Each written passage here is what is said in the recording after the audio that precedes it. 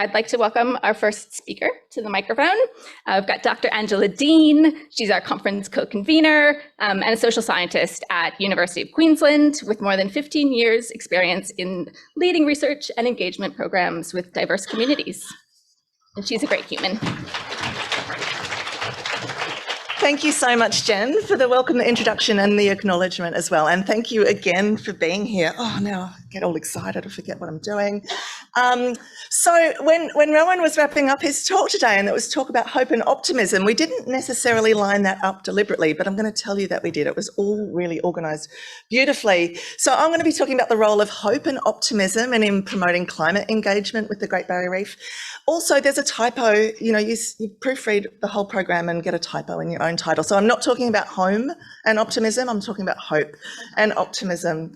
So all of us in this space working with the reef are really familiar with images of bleaching, marine heat waves and serious loss to reef diversity. We also see headlines like this: the reef is dead. They're not quite accurate, but nonetheless, this pervasive sense that things are a bit stuffed lurks around what we do all of the time. This is not just an issue for the reef. So I do a lot of work in not just reef spaces, but also biodiversity conservation, where this overwhelming sense that things are falling through our fingertips and we're at risk of losing them. And some people are getting really depressed. As part of a counter to that, we're seeing the emergence of these movements. So we've got conservation optimism, earth optimism, ocean optimism, and these movements have come together to bring conservation scientists and practitioners to sort of try and remove the risk of burnout and talk about stories of success to maintain our engagement. Despite the fact that that sounds quite sensible, I think, there's actually quite a lot of debate in conservation. So a lot of the conservation journals have published, I think, about 26 commentaries about this sort of issue. So some people go, no, hope is really important because it inspires us to act. Whereas a bunch of other people go, no, it's all a bunch of crap. Hope and optimism actually undermine the sense of how serious things are, and we need to reinforce the message of how serious things are. So this question about whether hope gets us off the lounge to act, or does it make us lie back and stick our feet up?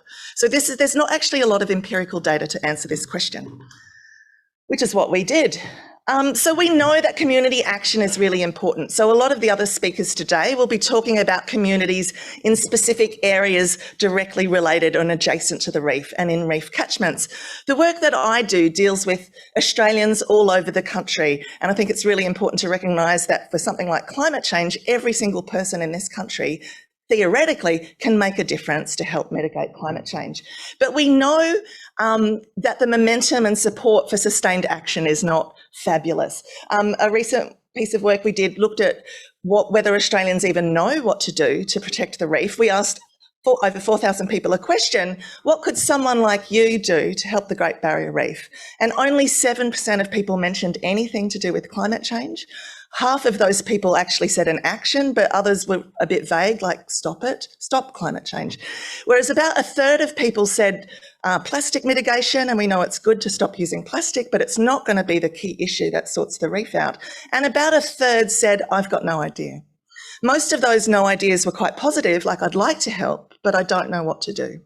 So this is something we really want to go, well, what helps us make that real for people? And the particular data I'll be talking about today is focusing on hope and optimism. So hope and optimism are actually constructs, even though we use the terms all the time, from a research perspective, they come out of clinical psychology. So a lot of work about depression and managing mental health issues uses these issues and has these ways of measuring hope and optimism as a general, what they say, a dispositional construct. So your general tendency to be a bit hopeful or a bit optimistic or not, as the case may be. And they also say that these things are quite different. Very happy to chat about the details, but that hope is really a sense of knowing how to act and feeling that you can, and whereas optimism is more focused on thinking that the end will be okay. So there's these different ways that we conceptualise them. So what did we find? So we looked at this data set of more than 4,000 Australians, and what we found that one particular element of hope, what we call hope pathways, knowing how to act, people who had stronger amounts of general hope were more likely to be able to identify climate-related actions as something to do to help the reef. They were more likely to engage in climate-related actions as reported willingness to do these things. They were also more likely to recognise a range of other actions like plastic as opposed to nothing. So they were less likely to say they don't know. One of the things we want to know, though, is because of this tension in the conservation debate is what do they really think of the threat going on? And what we found is that hopeful people, people with more stronger general hope, actually had stronger perceptions of the severity of the threat going on to the reef and a stronger sense that they might be affected by those negative perceptions. So rather than hope being a foot up type of don't worry, just have a drink at the end of the day type of a thing, hope is actually increasing people's recognition of the problem and their motivation to take action. Oh, there's those two. Optimism, I won't talk about optimism today, but if you're keen on all that stuff, nerding up about site constructs, come and chat to me at lunchtime. But optimism was doing some slightly different things. It didn't seem to promote the climate engagement indicators that we saw. It also had some different mechanisms going on, but still it didn't undermine threat appraisal. So these constructs of hope and optimism are not making things worse and may actually support stronger engagement. So what does this actually mean for us? I really love this quote from a conservation commentator that hope is a verb with its sleeves rolled up. Hope is ready to act and it wants to act now. Let's do it. It doesn't undermine threat perceptions. If you're like, I'm a sort of optimistic person and I have a few doomist friends who go, oh, you shouldn't be so happy, you should be depressed and ruined. And so if you're in that situation, you can tell those people to get stuffed. They are wrong. The evidence doesn't support their contention. But importantly, hope and these positive states doesn't mean we can't grapple with the challenges that the reef is facing. We are not restricted to experiencing only one emotional state or only this other state. So a lot of the psych communications literature focuses on, oh, should we emphasise the positive or emphasise the negative? As if we can only accommodate one of those at any one time. And yet many hopeful people also have a sense of concern, grief or worry. And how can we bring those together to make us act more strongly? So a lot of the time in this sort of personality disposition type of stuff, there's this perception that, oh, that's just the way you are. We can't actually change that. But there's a lot of research to say that that's also not the case. We can inspire hope in others. So there's research in the business world where a lot of this positive psychology has drifted into things like business marketing and education, and that leaders who are strong in hope generate higher rates of hope in the teams that they work with. So the hope that we bring can potentially be infectious. That's maybe a bad metaphor in a pandemic, but it's don't put your mask on when it comes to hope. There's a range of also projects and research which looks at inspiring hope in people. These aren't done in conservation contexts, they're done in education, working with the elderly, sports psychology, all these other things. But basically, there's these workshops to do hope, which what they involve is stuff that's actually really familiar with us. Sit down and do some decent goal setting, get a shared sense of what we need to do and own it. Breaking goals into parts, don't make it a big stop climate change.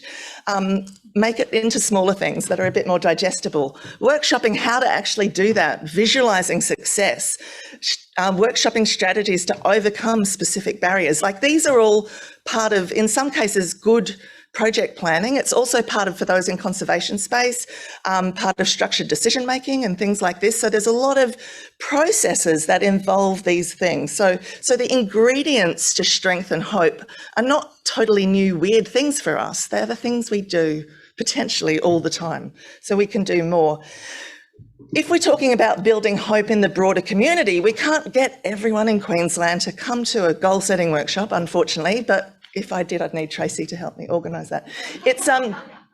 But there's a range of things we can do. So there's ingredients of what we think need to happen to build hope can be packaged into stories of success. So there's a real rhetoric now that sharing a story of success is a wonderful bucket to do a whole bunch of psychological things that we think are important for action. So stories of success can incorporate a component about, well, what's our goal? So it can share that goal and hopefully an inspiring goal.